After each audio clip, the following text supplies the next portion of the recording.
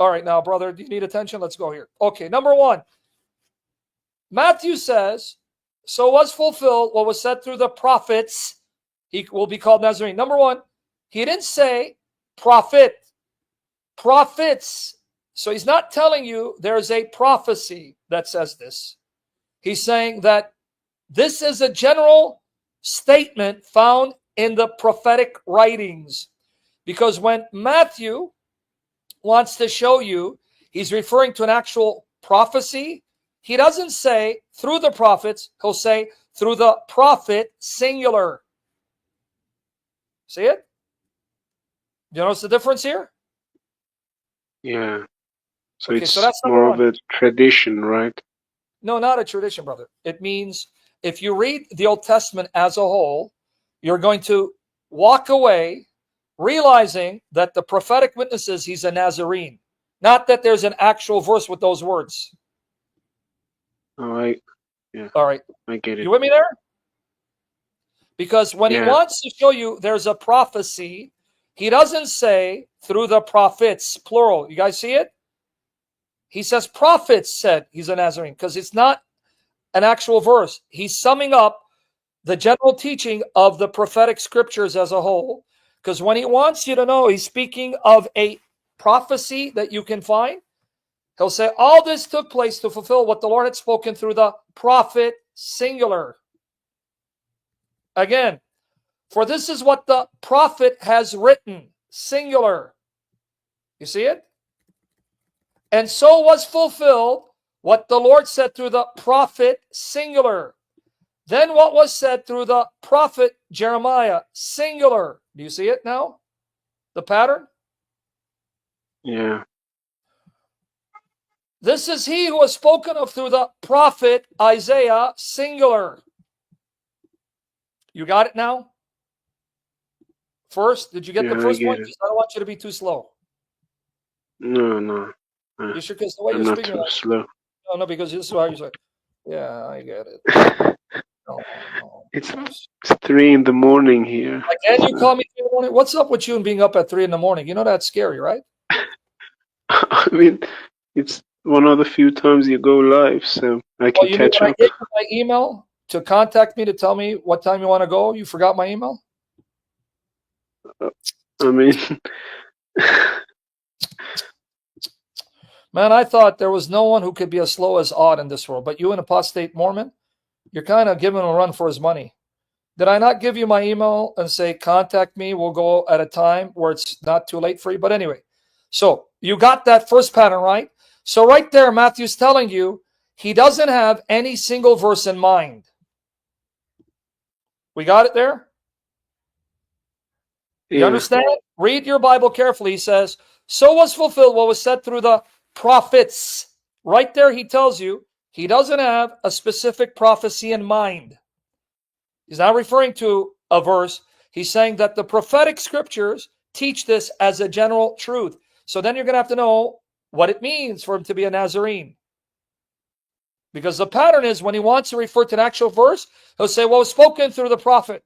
Was spoken through the prophet. Was spoken through the prophet Isaiah. You get it now? Okay. Do we get that first part, young man? Sarah, it's okay. You don't need to show me muscle, Sarah. My goodness, Sarah. Be patient, man. All right. So you got that now? So far you got it before I move next? I got it. Before the Persian New Year? Okay. So that means he means something else. So what does it mean? Right here, I tell you.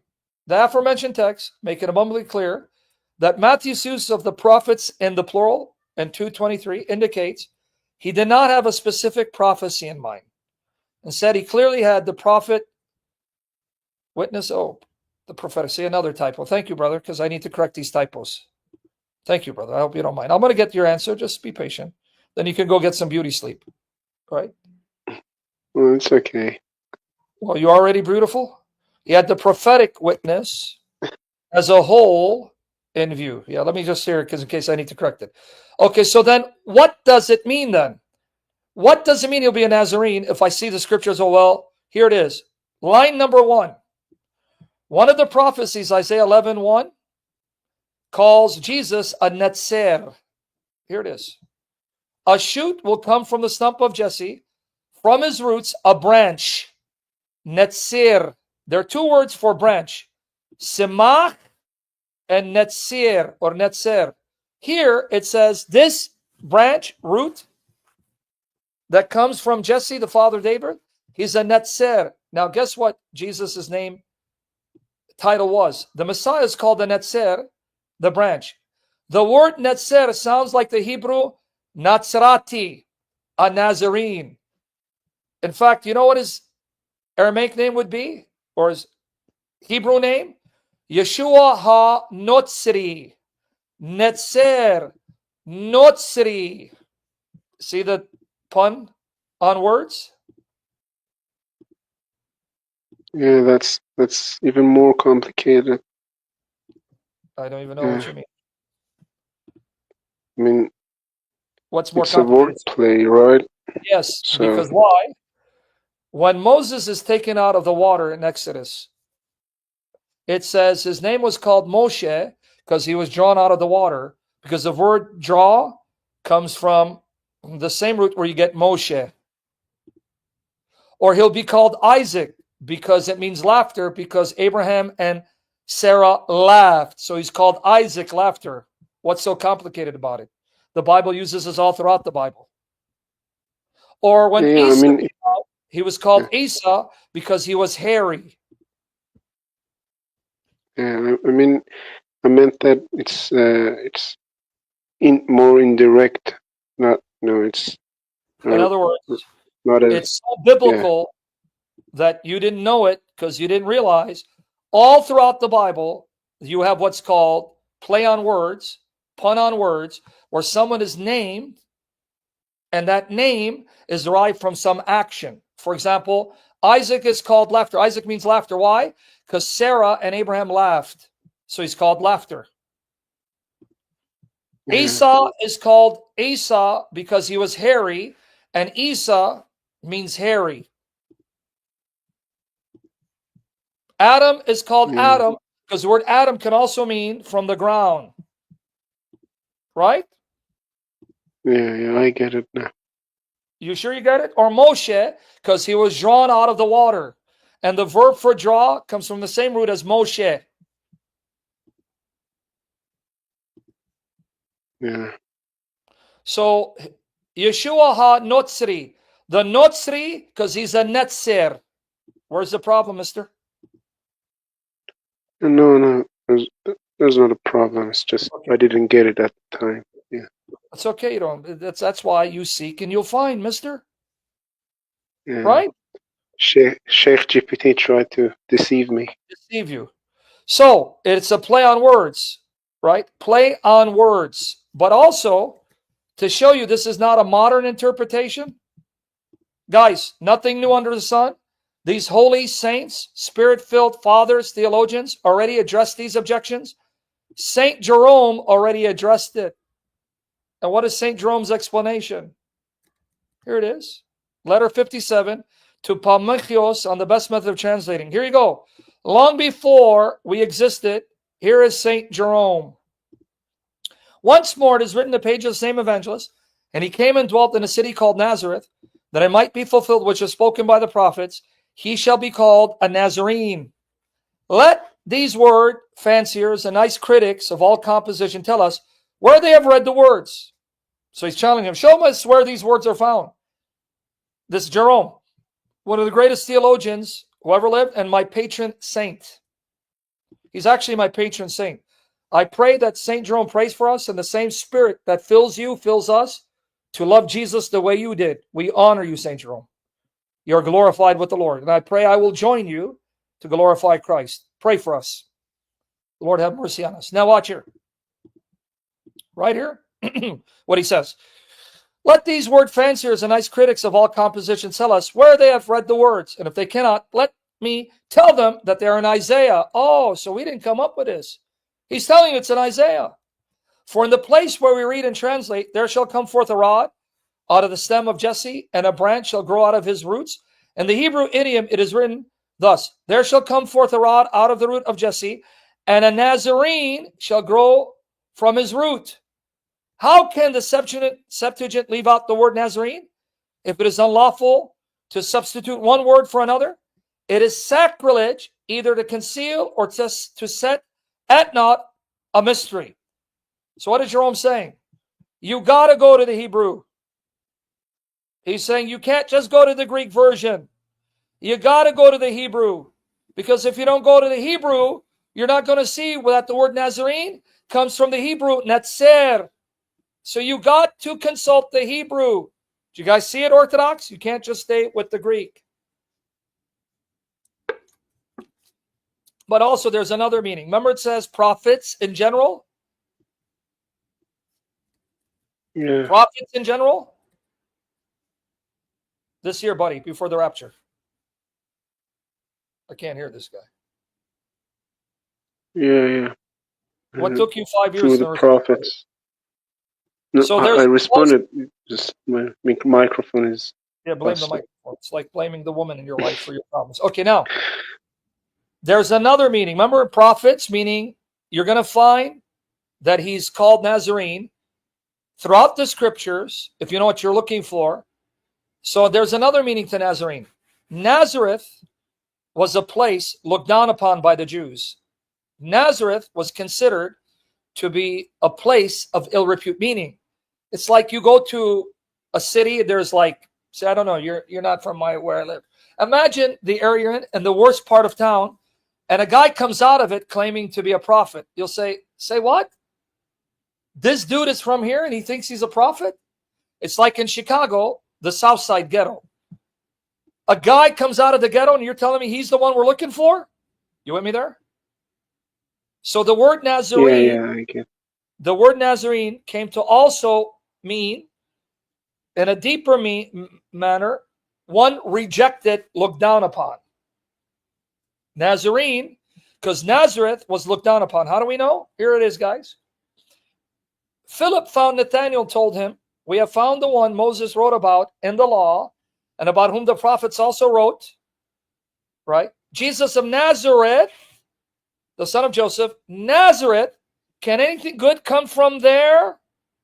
Nathanael asked. Come and see, said Philip. Okay, so Nazareth now becomes a phrase meaning one, despised, rejected, looked down upon, right? Yeah. You got it? Yeah. Here? Yeah, okay, so I why got am I it. mentioning it? Because here it says, he was in the world, and though the world was made through him, the world did not recognize him. He came to that which was his own, but his own did not receive him. So the word Nazareth means one rejected, despised, looked down upon, and that's in the prophecy. There it is. Psalm 22:6-8. So you guys learned the depth of this prophecy, and that Matthew knows the Bible better than all of us, better than Tovia Singer? Because in the Old Testament says the Messiah will be looked down upon, rejected and hated and scorned. And Nazareth represented a place of rejection that was scorned, looked down upon. Okay, we got it there, Rumble? All right, now let's see. Here's the prophecy. All applied to Jesus in the New Testament. Psalm 22:6-8. But I'm a worm and not a man, scorned by men and despised by the people. All who see me mock me. They hurl insults, shaking their heads. He trusts in the Lord. Let the Lord rescue him. Let him deliver him, since he delights in him. All right, Psalm 69:7-9. For I endure scorn for your sake, and shame covers my face. I'm a stranger to my brothers, an alien to my own mother's sons. For zeal for your house consumes me, and the insults of those who insult you fall on me. Isn't that exactly what Nathanael said when he found that he's from Nazareth? Nazareth, can anything good come from there? And they didn't receive him. Are you seeing the pattern here? Yeah, that makes a lot of sense. Little sense or a lot of sense? A lot of sense. Yeah, it's all interconnected. Yeah, it's all interlinked. And Isaiah 53 says about him, I'm not going to read all of it. His appearance was so disfigured beyond that of any man, and his form beyond human likeness. He had no beauty or majesty to attract us to him, nothing in his appearance that we should desire him. He was despised, rejected by men, a man of sorrows and familiar suffering, like one from whom men hide their faces. He was despised and esteemed him not. That's why he's called the Nazarene. Yeah, so now you see it's the wisdom. A wordplay that means a lot of things. Yep. It means rejected. It means do you guys see branch. now? Yeah. Hey, buddy, you want to keep talking over me, dude? You want me to get your wife to spank you? Stuck for the love. No, I'm sorry. Ephraim, I'm going to expose your mother because she's a whore who mounts your uncle day and night. Ephraim, get out of here before I have my camel piss on you. And get the Zootmen to mount you like they mounted your mother. Now, coming to you, brother. Now you see the depth and wisdom inspiration of Matthew for saying the prophets, plural, not prophet singular. Yeah. Yeah, that's clear now. Does it make sense? Yeah, that makes sense. So that help you? Yeah, can you sleep better at night tonight, or you need more attention? Yeah.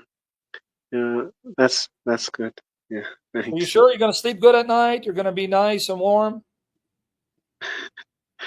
Yeah, I think so. All right. Now you got the article? Here it is again. Private chat. Yeah, thanks. Freddie, ask the question again, and I'm going to have to send you to Mike Winger, Freddie. Freddie, here. When you get to Mike Winger, Freddie, say hi to me.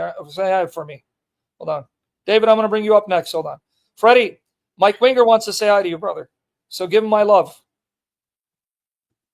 All right. So here's the article for you. Yeah, thanks. I saved that. Yeah. No. Khalopo, Mota, I'm going to get you out of here, buddy. Get this guy out of here. Don't come back to my channel. Go to Mike Winger. Because only one stupid moron would think that when it says he had no beauty to attract us to him means that he was ugly. No, you dumb brain ass. It means he had no royalty, splendor that would make us aware that he was the Messiah and not a mere man, a poor carpenter. It has nothing to do with his physical appearance. It means that there was nothing in his appearance that would make you realize he is the royal Messiah, Son of God. Dumbass. Majesty. It's not about royal splendor, because usually kings come with pomp and splendor and glory. Louder, dude. Get this guy out of here. Dumb brain ass. Yeah. This is why the Bible in the hands of wrong people is dangerous. Yeah. Right? I know people are waiting, so I just ask another question and then I'll go. Okay, good. I know you need attention. Did you know that Muhammad got molested by a group of men and had his testicles inside of his mouth and arse, and Muhammad raped the young? You know that, right? Just watching it. And then I watched the video. Muhammad went on having women like Mukhtar's mother and sister and daughter raped by men, because Muhammad is a whore, like Mukhtar was a whore, like his prophet. But go ahead, brother. Yeah, and the people in my country venerate Mukhtar. No, they make movies of that. Venerate him when they mount him and his mother. But go ahead, brother. Yeah, it's about our conversation from last night about the church. We had a conversation last night? I mean, it was last night for me. It was yesterday for you. It was about the church being the authority on earth. Okay, what about it? And yeah, I was wondering that where's the line in being infallible or being wrong about something? I mean, the church being wrong about something, is that even possible? Or well, if you have wolves who infiltrate and they try to corrupt the church and they try to introduce damnable heresies, how are you going to know it's a damnable heresy and it's wrong? I want you to think about it. How are you going to know it's wrong? I mean, if it's opposite of the core beliefs, or what Jesus said, that could be one way. Or what's established, whatever's already been established and defined as essential dogmatic teaching, right? Yeah. So you can't go against that. So we have the standard. Dogmatic teaching has been defined, delineated, articulated, preserved. That's how we know when a pope is acting contrary, or a bishop is acting contrary, or the church has gone astray, because the teaching that has been passed on and preserved by the Holy Spirit through the church, that is essential for Christians to affirm, has already been preserved, has already been defined, has already been explained, and you cannot diverge from it. Yeah, because my friends try to, talk about the things that have been done in the Middle Ages, in the So name how do of they the know it's church, wrong? or How do they know it's wrong? yeah. No, to answer the question, how do they know it's wrong?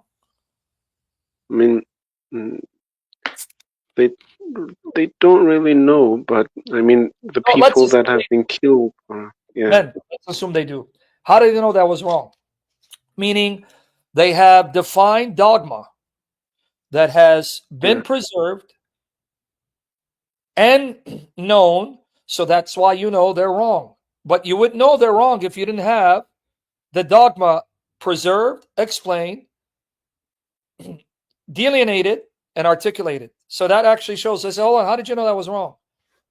Oh, because the Bible says so. Okay, well, hold on. First of all, how do you know what the Bible is? Number one. And number two, how do you know your interpretation of the Bible is correct? And number three, if we follow that same Bible, when there was a theocracy on earth, did God not have the judges and the kings put heretics and apostates to death? yeah. Yes or no? That makes sense. Yeah, Yes or no? yes, yes. Okay, so now, moron, more off, Bible butcher, Bible pervert. Now, when the church finds itself as the dominant influence in the land, and God in his mercy has now converted the empire to Christianity, and now the emperor wants to rule the land in according with God's will, and he wants to prevent heresies from spreading to destroying the salvation of the people or to promote immorality. What system does he look to see what kind of punishments to inflict on apostates and heretics? What must he look to? Yeah, the core beliefs. Uh, Where is it found? If I want to know, as an emperor, what do I look to see how I treat apostates and heretics? What section of the Bible? oh, the section, the laws. I mean, Which laws, dude? I mean, yeah, I'm not sure. I'm about to get Odd Chaldean to cure you.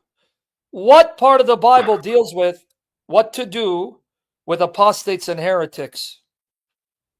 I mean, the the parts about the ritual, yeah, I don't know. What I'm gonna parts? be honest. No, you're going to know. I'm going to make sure you get it. What parts of the Yeah. Bible deals with punishment inflicted on those who break the law in order to prevent the land from being corrupted?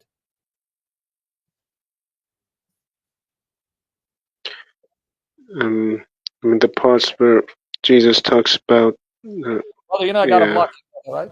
You're going to, I bet I'm going to block you. Mm, You even don't No, know the Bible.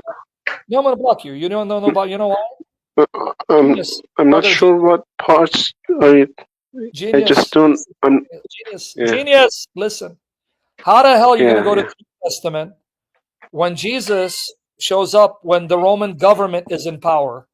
What influence can the church have on inflicting punishments when the pagans are ruling? So, which section of the Bible deals with when the government is in the hands of believers? Here's how you rule the land. What section? It can't be the New Testament because the pagans are ruling. So, what section?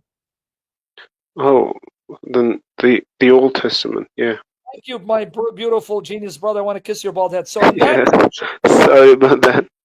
no, you're not sorry. You just want to purge me so I can spend less time in purgatory. Now, in that section, what did God tell the judges and the rulers of Israel to do to apostates and heretics and murderers and pedophiles like that whore Muhammad? What were they supposed to do to them? Kill them, So, execute them. now go with you. Now, in Europe, the empire becomes Christian. Now, it's the duty of the emperor to make sure he maintains order in the land and bring God's blessing upon the land and not allow immorality to spread and corrupt society or heresy spread. So what section of the Bible must he look to see the kind of punishments to inflict on heretics? Yeah, the Old Testament. But then that means the Old Testament says put heretics to death. So these idiots that are talking say, it's easy for you to talk because you're not living in a time where the empire wants to be Christian and has to govern the land according to the rules that God has implemented for a society that wants to run the society in a manner pleasing to God. Yeah, that makes sense. Yeah, but my friends really don't. Yeah, they're dumb, not believers, so yeah, I'm sorry. they're not But believers. even if they're not believers, say, okay, now you made it worse. Say, hold on. How do you know it's wrong to put someone to death? Okay, so if a man molests a child, murders a child, what do you do with that man? Yeah. Good job. Yeah. They have no basis for morality. So then don't waste your time. Say, first justify to me, according to your worldview, killing anyone is wrong. Don't ask me about what they did in the medieval time. I want you to show me it's morally wrong, objectively wrong to kill anyone, according to your worldview. They can't. Yeah. Okay, then don't waste your time answering the question. Say, when you can, then defend your assertion by appealing to objective morality and objective moral code, not your own relative feelings. Don't bring up these questions because you're a joke, because you're telling me it's evil, but you cannot point to anything to demonstrate that you conclusively know right and wrong objectively, not just subjectively, because it doesn't seem right to you. Yeah, you're right. So why do you even generally engage with people? I engage with them because I want them to believe. So. No, but you're going about it the wrong way. I don't answer the question. I go to the root problem. See, there's a symptom. You can either cause the symptom or destroy the cause of the symptom, and then the symptom disappears. You're going to the symptom. I'm going to the cause. Hey, buddy, you're agnostic atheist, right? Moral absolutes don't exist in your world because all we are is highly sophisticated physical machines who are governed by brain stimulus, chemical reaction. There is no such thing as morality because all we are evolved animals in a materialistic world. So how are you telling me anything is good or bad and arguing that as a means to attack anyone? Because all you're telling me is how you feel, but your feeling is brain stimulus. Yeah. So why should your chemical reactions determine morality for anyone? Yeah, you're right. That's how you address it, man. Don't go into these tangent tales, brother. Please learn. Yeah. Because I know you're much smarter than Joey Chaldean, and you're not as hopeless as Odd Chaldean. I know. That's why I love you, Ben Kenobi. Now stay away from him because he's corrupting you. Because the force is strong in you. And you must like Star Wars. I used to, not now. All right. But Ben, stay away from Anakin. You saw what you did. You flipped him. You turned him to the dark side. You're not helping anyone. Yeah. You're causing people to go evil. There's hope for my friends because they bought an old Bible for me for my birthday. So I try to return the favor. Well, you return the favor by knowing how to answer the questions. You're going to the symptom. No, go to the cause. Hold on, my friend, my brother, I love you. But you're agnostic atheist, right? So there is no such thing as moral absolutes. We're just more evolved animals. You're just saying it's inconvenient for someone to kill someone else. But that doesn't make it immoral because your worldview, there is no morality. So until you justify your appeal to morality and show me that moral absolutes exist, then we'll have this conversation. See that? Yeah, that makes sense. Thank you, brother. That's all you do, brother. Now, you can email me when Thanks. you want to go earlier and answer your questions, not you come 4 in the morning and breathe in the microphone. Look, I am your father. Seems like you want to go on the dark side. So that help you? That help you so I can move to the next person? Yes or no? I can't hear you, brother. I don't read hearts. Yeah, sorry, my internet betrayed me. Look, I am your father. So we done? I can move to the next person? Yeah. And Okay. I'm sorry if I pissed you off. Yeah. No, I you don't. made you angry. It's not you, brother. Just when I look at Out Chaldean, I'm just angry to begin with. So, but anyway. Yeah, thank you. Have a good one, Sam. So we know how to answer, right? Now, if you want to email me, we can go earlier. I mean, I can't really tell because I'm really busy at day, so it's really my only free time here. Yeah. Okay, we can go I earlier. don't have a problem being here. Yeah. I try not to breathe into microphone later. Yeah. But email me if you want to go earlier, and you know where my email is. All right, brother? No, actually, No, where's your email? No, I don't have your email. Oh my goodness, brother. Here it goes again one more time. There you go. Just please save it, brother, because you're going to make me go to the dark side. Yeah, no, I will save it. Yeah. You save it now. Okay, brother. God bless you. Yeah, thank you, Sam. God bless Have you. a good one.